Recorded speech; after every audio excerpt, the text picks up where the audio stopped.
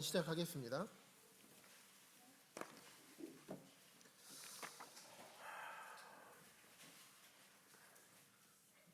두 번째 시간, 위임입니다. 위임. 하나님의 역할과 우리의 역할. 그래서 하나님의 역할은 먼저, 하나님은 어떤 분이냐, 어떤 역할을 하시는 분이냐? 하나님은 소유권자다. 그다음에 주권자이고 공급자이시죠. 드시면서 하세요. 그 다음에 우리의 역할은 받은 것에서 충성하고 또 우리의 모든 영역에서 충성해야 될 것이 우리의 역할이죠. 자, 보실까? 이 사진 보면 꼭 누구 닮지 않았어요?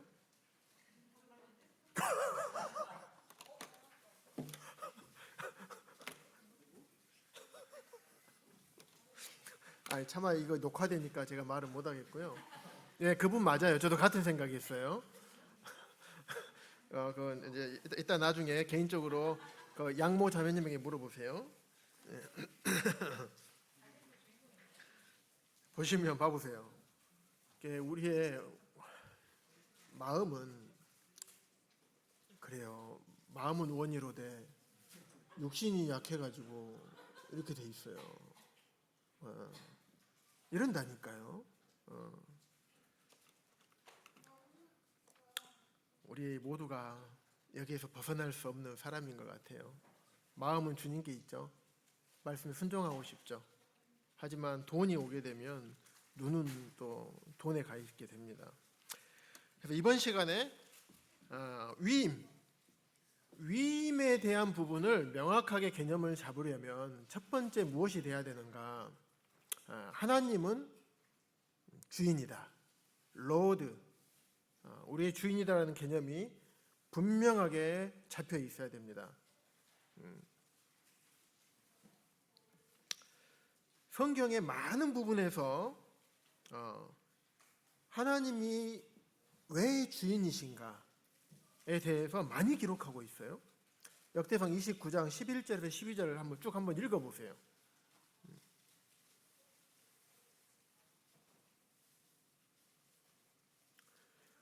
위대하심, 권능, 영광, 승리, 위엄, 천지에 있는 것, 여호와의 주권도, 그리고 만물의 머리이시고 부하는 거 있잖아요. 부와 귀한 것 다 주께 말미암은 거고, 주님 만물의 주제가 되시는 분이에요. 손에 권세와 능력도 있어요. 모든 사람을 크게 하심과 강하게 하심이 주의 손에 있어요. 주인이셔요. 말 그대로 하나님은 주인이신 거예요. 내가 믿건 안 믿건. 관념적인 주인이 아니에요. 실제적인 주인입니다. 실제적으로.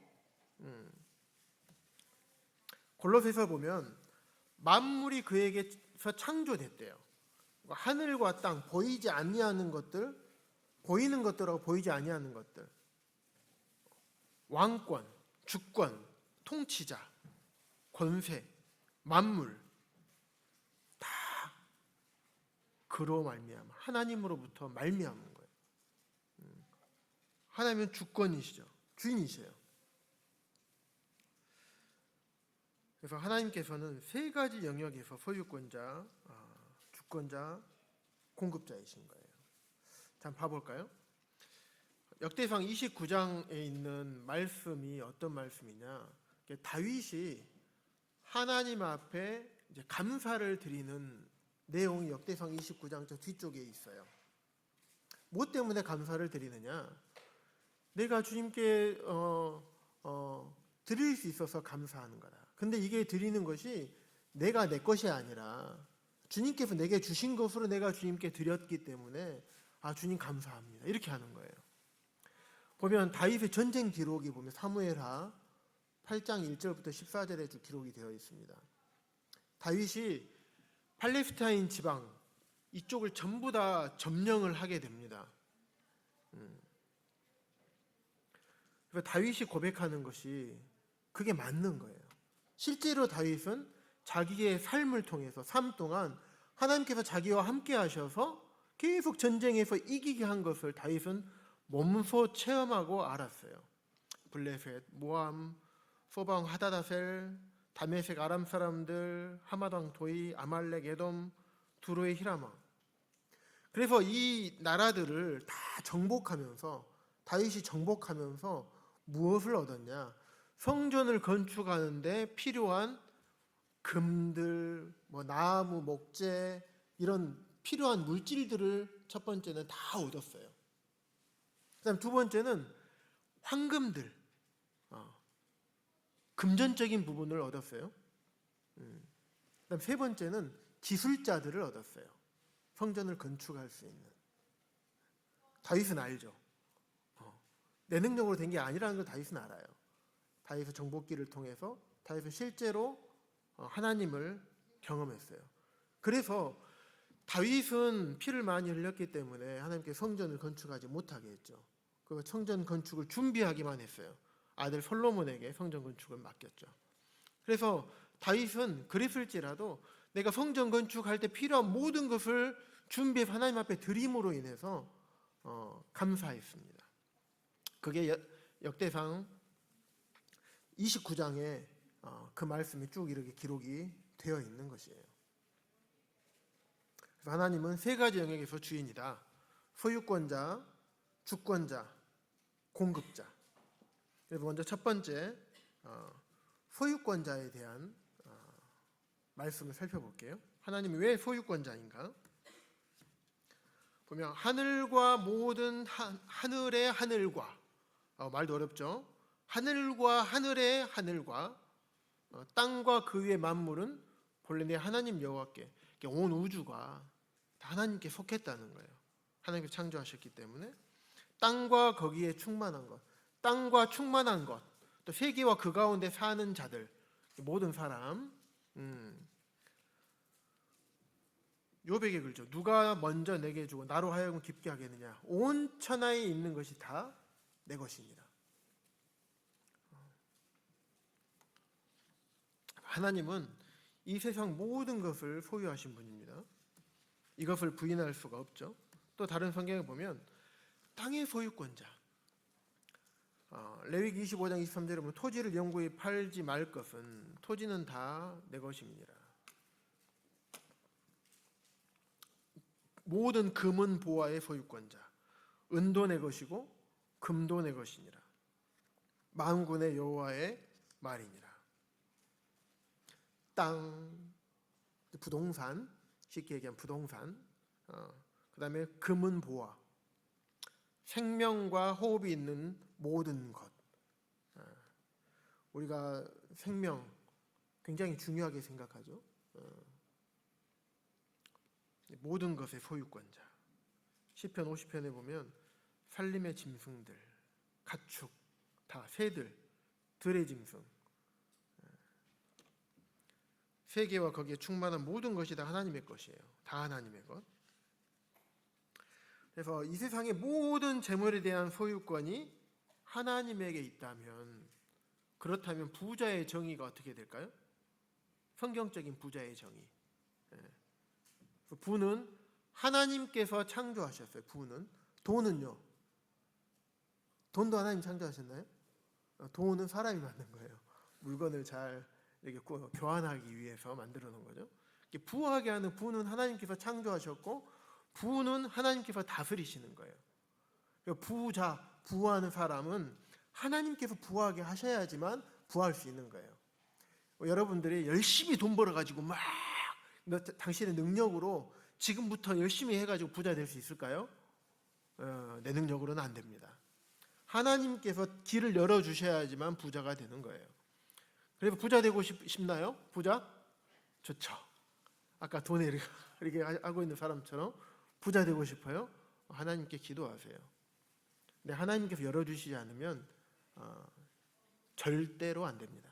왜? 부는 하나님께서 다스리시는 것이기 때문에 그래요. 부자는 하나님께 재물을 많이 위탁받은 사람이에요. 자, 부자는 하나님께서 재물을 많이 주신 사람이라겠나요? 위탁받은 사람이라겠나요? 위탁입니다. 이 개념을 잘 잡으셔야 돼요. 재물은 내 것이라겠어요? 아니라 그랬어요? 아니죠. 재물은 위탁받은 겁니다. 위임받은 거예요. 그 말은 주인이 따로 있다는 거죠. 그래서 성경적인 부자는 재물의 많고 적음이 아닌 내게 위탁하신 재물로 성도님들을 섬기고 주와 복음을 위해서 잘 사용하는 사람이 성경적인 부자인 거예요.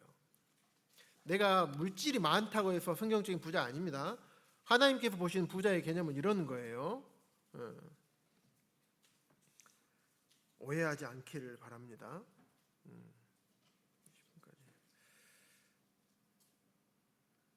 그래서 이렇게 하나님께로부터 물질을 위탁받은 사람을 종, 때로는 청직이라고 합니다. 허리를 딱 수그리고 있죠. 주인이 자 이거 그래서 종, 청직이 맡은 자, 자기의 소유는 없는 거죠. 나의 소유는 없습니다. 맡은 자, 위탁받은 자, 관리자. 예전에 남원에서 제가 다녔던 직장이 도립 남원 노인 요양병원이었어요. 그래서 12, 40%, 도비 60%인가 해가지고 이렇게 시하고 도에서 재정을 투자해서 지은 거죠. 근데 경영은 누가 해야 될 거 아니에요? 그래서 시청이나 도청에서 직원들 나와서 경영하진 않겠잖아요. 그래서 어떤 재단의 위탁 경영을 맡깁니다. 이게 위탁하는 거예요. 재단 거 아니죠. 재단 거 아닙니다. 하지만 재단의 어떤 기업인이 이걸 위탁해서 경영을 하는 거예요. 그래서 어떻게 되냐? 처음 첫 해는 첫 3년간인가는 3년에 먼저 그 실적을 봐요. 실적을 봐가지고 위탁 경영을 잘하네 하면 그 다음에부터는 5년씩 위탁을 할 수 있도록 허가를 해줘요. 이런 거예요. 맡겼는데 잘못하면 어떻게 할 수 있다는 거예요? 안 맡길 수도 있다. 다시 위탁 경영권을 빼앗을 수도 있다. 이렇게 생각하시면 됩니다. 물질은 우리 게 아니에요. 이번에 성지순례 갔는데 거기에 보면 사이바다가 있어요. 사이바다 밑에 이제 호텔이 주변에 있거든요. 그런데 사이바다 주변 호텔뿐만 아니라 좋은 그 별장들이 있어요. 별장들. 근데 여기 보면 1년에 한 얘기를 제가 들어보니까 보름에서 많게는 또 한 달, 2달까지도 지내시는 분이 계시대요. 집을 다 지어놔요. 아주 의리의리해요. 의리의리한데 1년에 15일에서 길게는 2달까지밖에 안 묵고 나머지 최하 10개월에서 11개월 정도는 여기 안 사는 거예요. 외국에 돈 많은 분들이 거기다 별장 지어놓고 1년에 그렇게 그 기간만 딱 있는 겁니다. 왜 거기 있냐면 사해는 지대가 굉장히 낮아요. 그러다 보니까 산소 농도가 굉장히 높습니다. 그래서 숨쉬기가 되게 편해요. 그리고 거기 사해바다가 지난번에 제가 말씀드렸죠. 이렇게 피부병이나 이런 데 되게 좋아요. 염도가 높아서 사해 그 소금이 또 되게 좋습니다. 그래서 치유하는 목적, 요양하는 목적으로 와요. 필리핀에도 마찬가지. 필리핀 가보셨죠? 필리핀 저기 어디 크리스탈 비치인가요? 잘 기억이 안 나네요. 그쪽 근처 보니까 집들이 해변가에 의리의리한 그 별장같이 다 잔디밭 있고 이렇게 있어요. 그래서 이야, 필리핀에 저렇게 잘 사는 사람들이 많아요. 여쭤봤는데 그때 문인호 형님이 얘기해 주셨던 게 뭐냐면 저기 유럽 사람들이나 미국 사람들이 여기 다 샀대요. 그래가지고 휴가 때만 와서 잠깐 있다 가요. 거기 보면 아내도 있고 애들도 있어요. 현지 필리핀인들, 네, 현지인들 거기 와서 이렇게 살게 하고 이중 생활인지 삼중 생활인지 모르겠어요. 그렇게 합니다. 근데 그 사람들이 어쨌든 주인이 사해바다 왔어요. 내 집 좀 쓰자고 하는데 그거 맡겨놓은 청지기가 이거 내 거예요. 안 돼. 말이 됩니까? 안 되겠죠.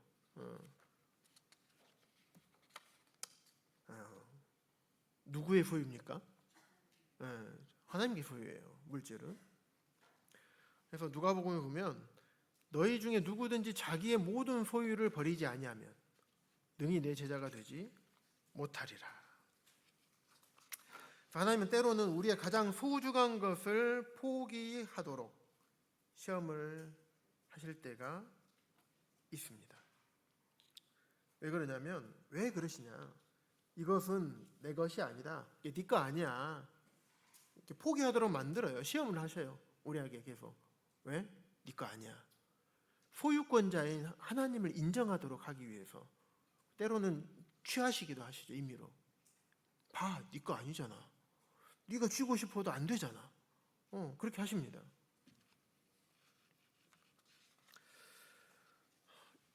이런 마음이 필요합니다.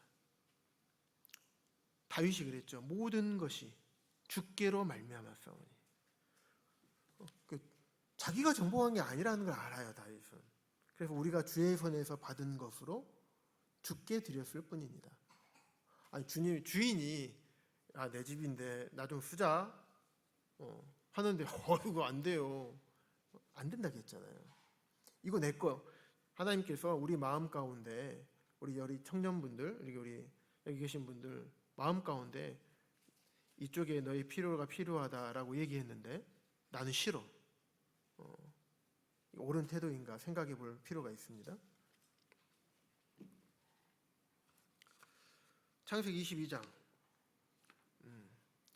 하나님께서 아브라함도 시험을 하셨죠. 그래서 내 아들, 내 사랑하는 독자 이삭이 어떤 사람이에요? 말씀 안 드려도 잘 아시겠죠? 거기서 그를 잡아서 번제로 드리래요. 그럴 때 하나님께서 아브라함을 멈추게 하시죠. 그러면 내게 아끼지 아니하였으니, 네 아들 독자까지도 내게 아끼지 아니하였으니 내가 이제야 내가 하나님을 경외하는 줄을 아노라. 저에게서 특별한 말씀이죠. 특별한 말씀입니다. 주님께서 2년 전에 1월 달에 이 말씀을 주셨어요. 전임사역으로 부르시는 말씀을 이 말씀 통해서 저를 부르셨어요. 내 시간을 원한다.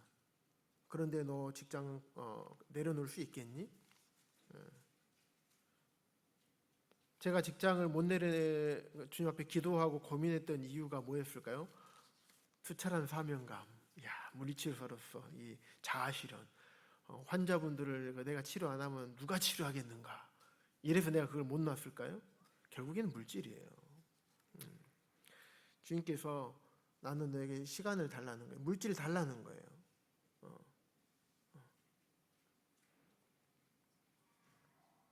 그래서 주님, 제가 하나님 경외하는 주님 아시지 않습니까? 여쭤봤는데 내가 이제야 내 아들 독자까지도 내게 아끼지 아니하였으니 내가 이제야 하나님을 경외하는 줄 아노라.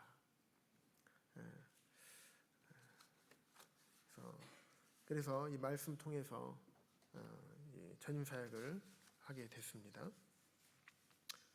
그래서 이렇게 특별하게 부르실 때가 있는 것 같아요.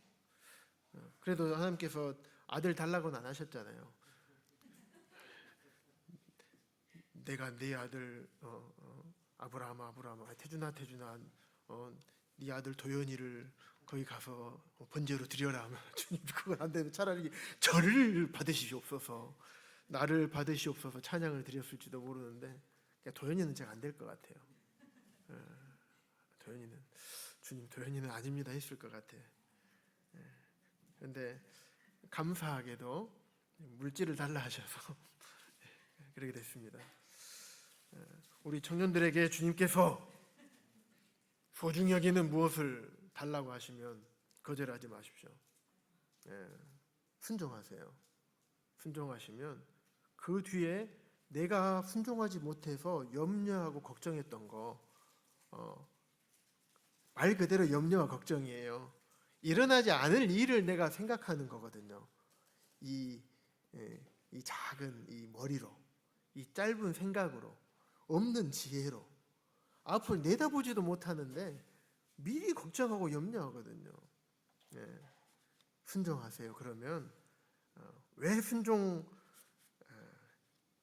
되는지 순종하게 되면 알아요. 하나님의 소유권을 인정하는 게 필요합니다. 소유권 인정하려면 먼저 자기를 부인해야 돼요. 하나님 이거 내 거 아닙니다. 내 거 아니에요.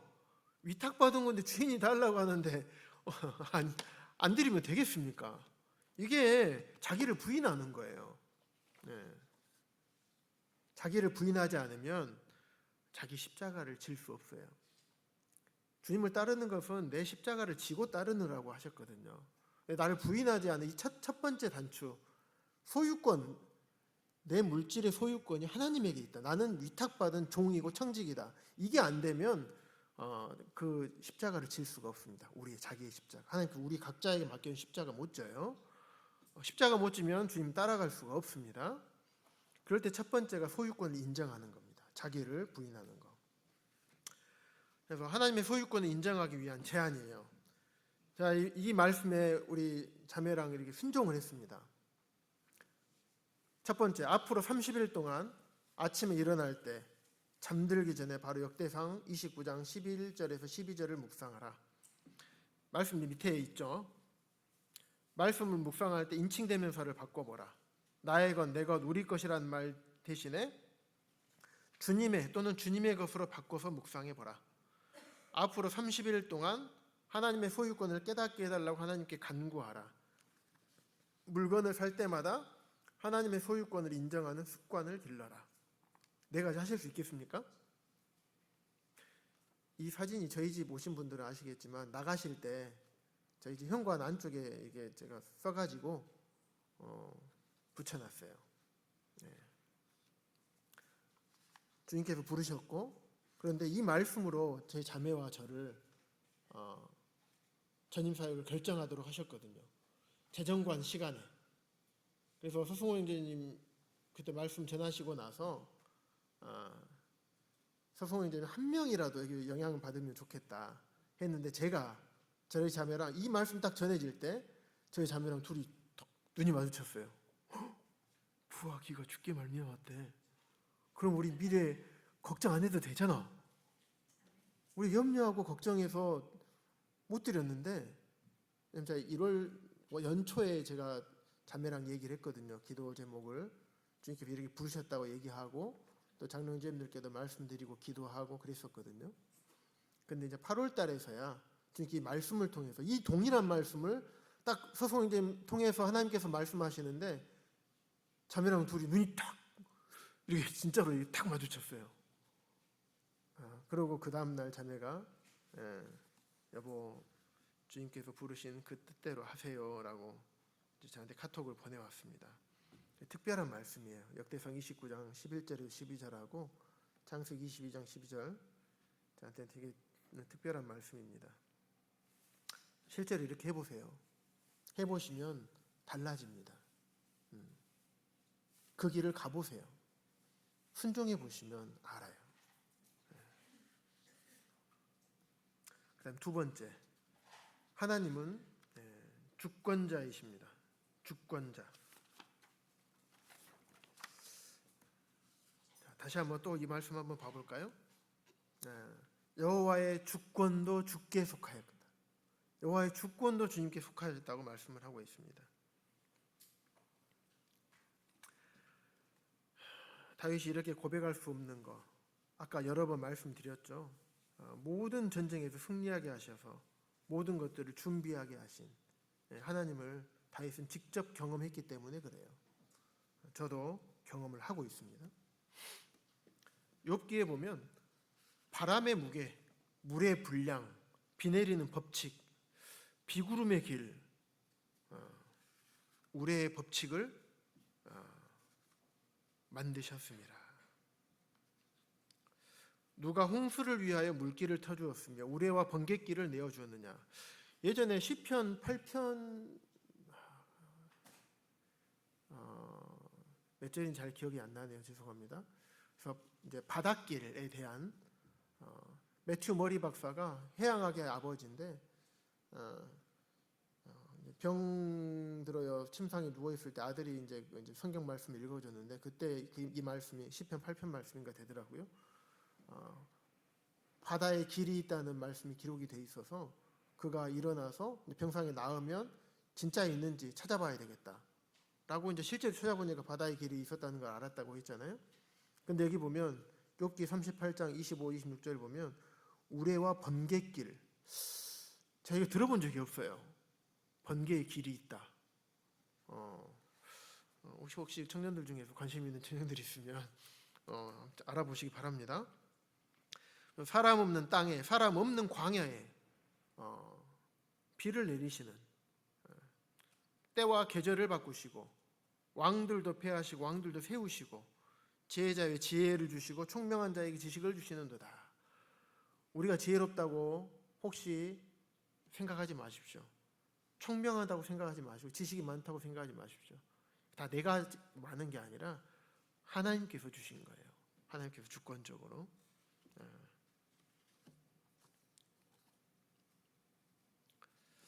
그 다음에 세 번째 영역, 소유권자, 주권자. 세 번째, 공급자. 공급자이신 하나님.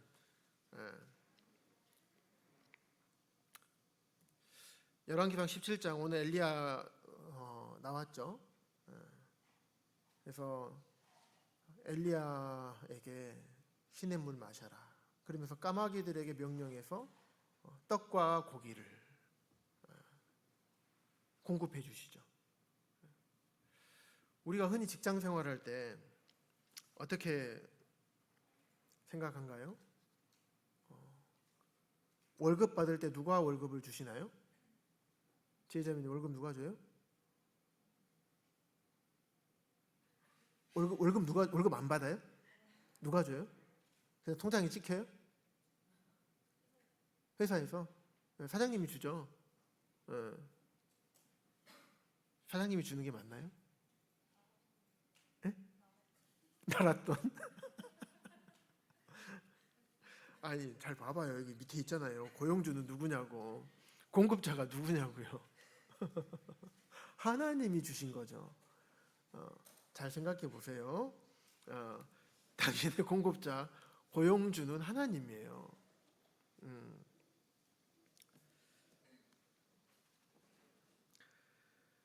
우리가 때로는 직장 생활 하다 보면 이제 직장 상사나 또 오너의 눈치를 볼 때가 있어요.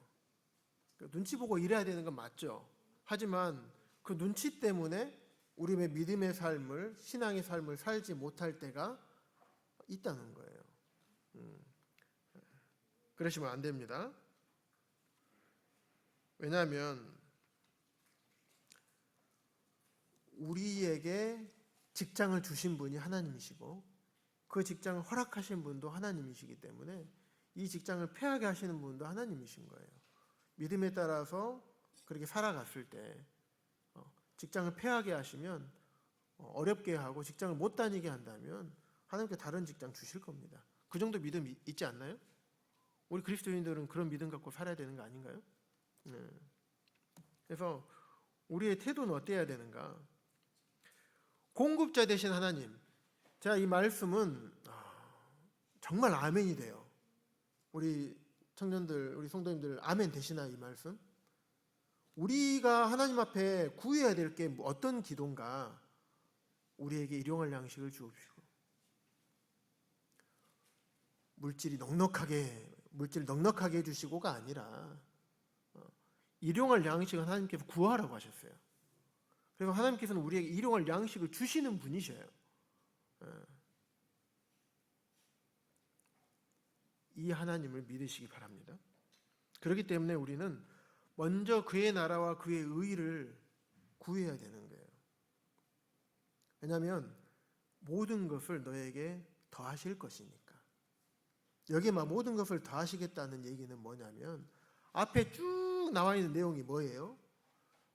참새에게 금날개 달아준다겠습니까? 아니죠. 들풀에게 뜯겨 먹어지지 않을 갑옷을 주신다겠습니까? 아니에요.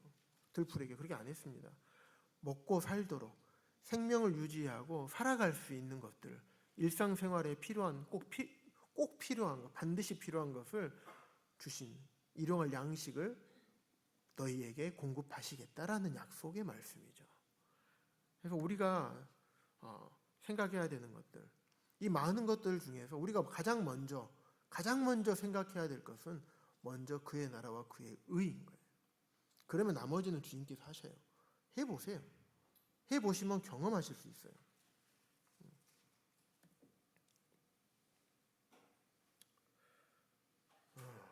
참 마태복음 이 말씀도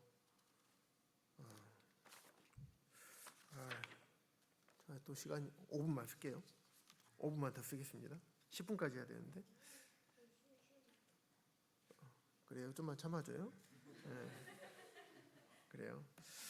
때로는 하나님께서 공급의 통로를 바꾸시기도 합니다. 열왕기상 17장에 보시면 까마귀 통해서 공급하시다가 그다음 사르밧 과부 에게로 통로를 바꾸시죠. 과부에게 명령하여 자 까마귀 그 스스로 엘리사를 공급할 수 있는 능력이 있나요 없나요? 없죠. 과부는요. 이제 그거 먹고 죽으려고 했던 거예요. 공급할 능력이 없는 자들을 통해서 하나님께서 공급을 하셔요. 이쪽 공급의 통로를 이제 막으시면 분명히 다른 쪽의 공급의 통로를 바꾸십니다. 당신의 고용주, 공급자는 누구십니까? 하나님이세요.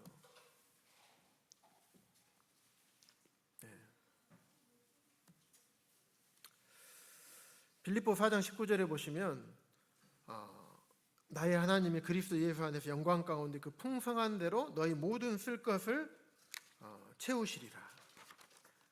뭘 채우신다 그랬어요? 너희 모든 쓸 거, 일용할 양식, 살아가는데 그냥 반드시 꼭 필요한 거 이런 것들을 우리에게 채우신다라고 약속을 하셨습니다. 시편에 보시면 젊은 사자가 궁핍하여 줄일 일이 있을까요? 없을까요? 없겠죠. 늙은 사자가 궁핍하여 줄일 때도 있더라고요. 근데 젊은 사자는 그렇지 않죠. 자기 힘과 기술이 있기 때문에 스피드가 있기 때문에 충분히 공급받을 수 있어요.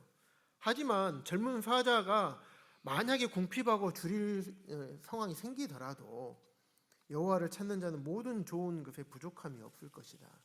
하나님 약속의 말씀이에요. 우리에게 채워주십니다. 공급자는 고용주는 누구신가요? 하나님이셔요. 그래서 하나님께서 우리에게 원하시는 것이 무엇인가? 하나님은 소유권자이시고 주권자이시고 공급자이심을 우리에게 믿는 믿음이 필요한 거예요. 믿는 자는 어떻게 합니까? 네, 그렇게 순종하는 거예요. 우리의 역할, 그러면 첫 번째, 충성돼야 돼요. 우리에게 우리는 맡은 자잖아요. 청직이죠. 우리는 소유주가 아닙니다. 소유주는 하나님이셔요. 우리는 종이고 하나님의 물질을 맡은 자예요. 청직입니다. 충성됨을 얘기하셨습니다. 두 번째, 청직이 달란트 비유 잘 얘기하셨죠? 들어보셨죠? 우리가 여기서 조심해야 될 것은 청지기로서 주인의 물건을 탐내면 안 되죠. 내 것이 아니라는 거예요. 근데 만몬의 영이 소비 중심의 사회를 조종하는 방법 중 하나가 뭐냐면 우리들 안에 엄청난 필요를 만들어내는 거예요. 너 필요하잖아. 필요 없을 것 같은데 실제로 사보면 별로 안 써요. 몇 번 쓰고 그냥 창고에다 놔둬요. 그런데 막 필요할 것 같아. 안 사면 안 될 것 같아. 이런 막 충동질을 한단 말이에요. 아까 얘기했죠. 구입하기 전에 생각해야 돼요. 이거 내 물건이 아니다. 또 청지기 역할 중에서 또 중요한 두 번째, 정말 이게 꼭 필요한 것인가 아니면 내가 원하는 것인가를 우리가 잘 생각해 봐야 돼요. 필요한 것, 반드시 필요한 것, 필수품은 사야 되겠죠. 거기에 대한 돈을 투자를 해야 되겠죠. 사용해야 되죠. 하지만 원하는 것은 우리가 생각해 볼 필요가 있는 거예요. 그래서 가정경제, 청지기로서의 마음, 얼마면 충분한가? 우리가 얼마면 살아갈 수 있는가? 생각해야 됩니다. 그래서 우리가 돈의 종이 되는 게 아니라 돈을 우리의 종으로 만들어야 됩니다. 돈이 우리를 조정하면 안 돼요. 우리가 돈 이만큼 가지고 내가 알아서 써야지, 내가 조정해서 써야지, 내 욕구에 따라서 허덕이다 보면 이제 돈 따라가서 우리가 돈의 조정을 받게 됩니다. 그래서 특히 청지기, 얼마면 충분한가? 열린 원이 있고 닫힌 원이 있어요. 쉽게 얘기하면 열린 원은 밑 빠진 독이죠. 계속 줄줄줄줄 새요. 계획 없이 소비를 하게 되면 그냥 새더라고요. 셉니다. 그래서 들어온 재정에 대해서 하나님의 목적을 알기 위해 기도해서 이 닫힌 원어 안에서 낭비되지 않는 그 안에서 재정을 사용을 해야 될 것입니다. 그래서 하나님께서는 지금 이 시간 신실한 청지기를 찾고 계십니다. 말씀 정리하겠습니다. 하나님의 역할 세 가지.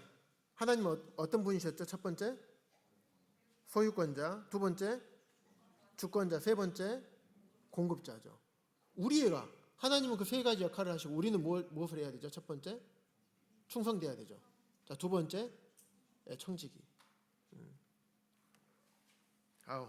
말씀 잘 들으셨네요. 하나님은 신실한 청지기를 찾고 계십니다. 이상으로 마치겠습니다. 5분만 쉬어도 될까요? 5분만.